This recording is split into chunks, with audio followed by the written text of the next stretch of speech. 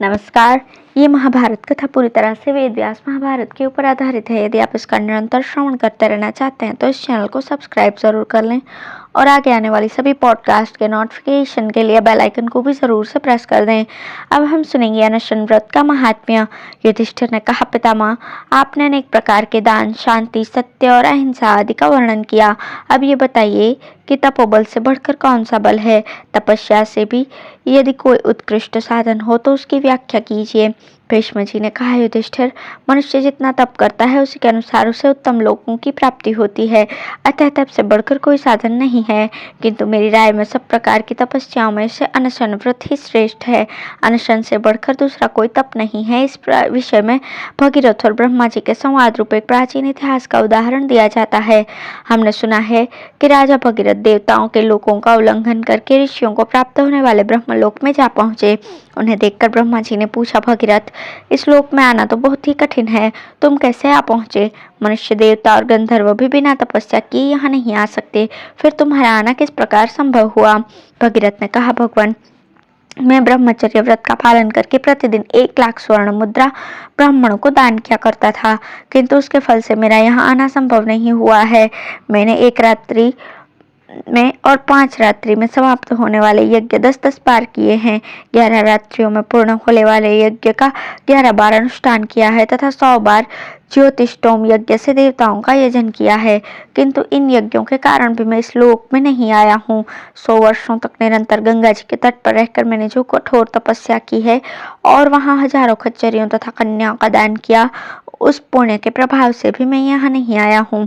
पुष्कर तीर्थ में 1 लाख बार जो ब्राह्मणों को 1 लाख घोड़े, 2 लाख गौएं तथा सोने के चंद्रहार और जाम्बुनद के गहनों से विभूषित हुई 60,000 सुंदरी कन्याएं दान की थी, वह पुण्य भी मुझे इस लोक में ले आने का कारण नहीं है।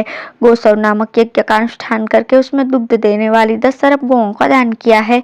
उस समय एक एक ब्राह्मण को 10-10 गायें मिली थी। प्रत्येक गाय के साथ उसी के समान रंग वाले बछड़े और स्वर्णमय दुग्ध पात्र भी दिए गए थे, परंतु उस यज्ञ ने भी मुझे यहाँ तक नहीं पहुँचाया है।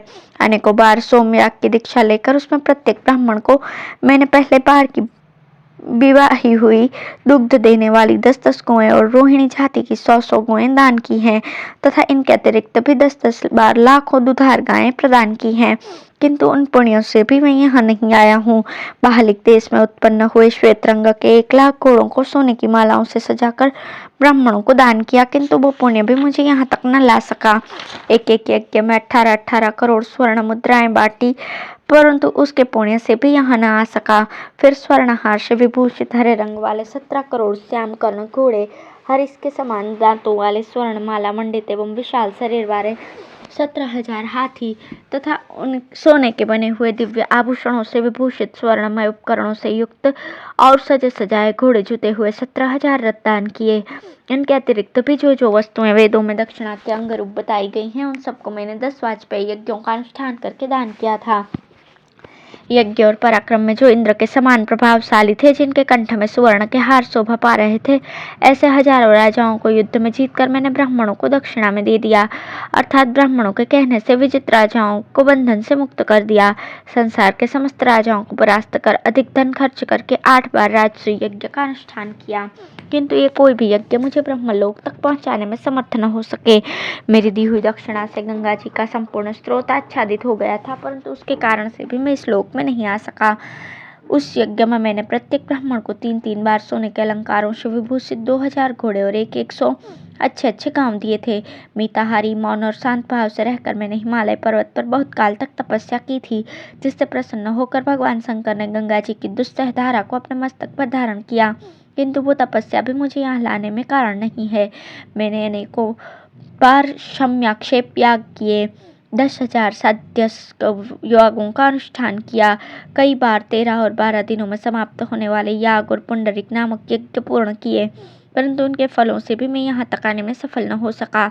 इतना ही नहीं, मैंने सफेद रंग के 8,000 बैल भी ब्राह्मणों को दान किए। जिनके एक एक सींग में सोना मढ़ा हुआ था, तथा अनेकों बड़े बड़े यज्ञों का अनुष्ठान करके उनमें सोने और रत्नों की ढेरी, रत्नमय पर्वत, धन धान्य से संपन्न हजारों गांव और एक बार की ब्याही हुई सहस्त्रों गौएं ब्राह्मणों को दान की। किंतु उनके पुण्य से भी मैं यहाँ नहीं आया हूँ। मेरे द्वारा एक बार एकादशाह और 2 बार द्वादशाह यज्ञों का अनुष्ठान हुआ है। मैंने 16 बार अर्कायन तथा अनेकों बार अश्वमेध यज्ञ किए हैं, परंतु इन यज्ञों के फल से भी मैं इस लोक में नहीं आया हूँ। 4 कोश का लंबा चौड़ा एक वन, जिसके प्रत्येक वृक्ष में सोने और रत्न जुड़े हुए थे, मैंने दान किए हैं, परंतु उसका फल भी मुझे यहाँ तक लाने में समर्थ नहीं था। मैं 30 वर्षों तक क्रोध रहित होकर तुरायण नामक दुष्कर व्रत का पालन करता रहा, जिसमें प्रतिदिन 900 गायें ब्राह्मणों को दान देता था। इनके अतिरिक्त रोहिणी जाति की बहुत सी दुधार गौएं तथा बहुतेरे बैल भी दान किया करता था, परंतु उन सब दानों के फल से इस लोक में नहीं आया हूँ। मैंने 30 बार अग्निचयन, 8 बार सर्वमेध और 128 बार विश्वजीत यज्ञ किए हैं, किंतु उनके फल से भी मैं यहाँ नहीं आ सका हूँ। सरयू, बाहुदा, गंगा और नैमिषारण्य तीर्थ में जाकर मैंने 10 लाख गोदान किए हैं, परंतु उनके फल भी मुझे यहाँ तक न ला सके। केवल अनशन व्रत के प्रभाव से मुझे इस दुर्लभ लोक की प्राप्ति हुई है। पहले इंद्र ने स्वयं अनशन व्रत का अनुष्ठान करके इसे गुप्त रखा था। इसके पश्चात शुक्राचार्य ने तपस्या के द्वारा उसका ज्ञान प्राप्त किया। फिर उन्हीं के तेज से उस व्रत का महात्म्य सब पर प्रकट हुआ। मैंने भी अंत में उसी व्रत का साधन आरंभ किया। जब उसकी पूर्ति हुई, उस समय मेरे पास हजारों ब्राह्मण और ऋषि पधारे। वे सभी मुझ पर बहुत संतुष्ट थे।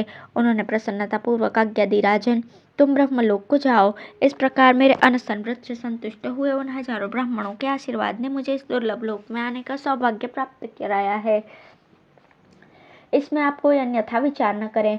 मैंने अपनी इच्छा के अनुसार विधि पूर्वक अनशन व्रत का पालन किया है। इस समय आपने पूछा है, इसलिए ये सब बातें यथार्थ रूप से बताई हैं। मेरी समझ में अनशन व्रत से बढ़कर दूसरा कोई तप नहीं है। देवेश्वर, आपको सादर नमस्कार है। अब आप मुझ पर प्रसन्न होइए।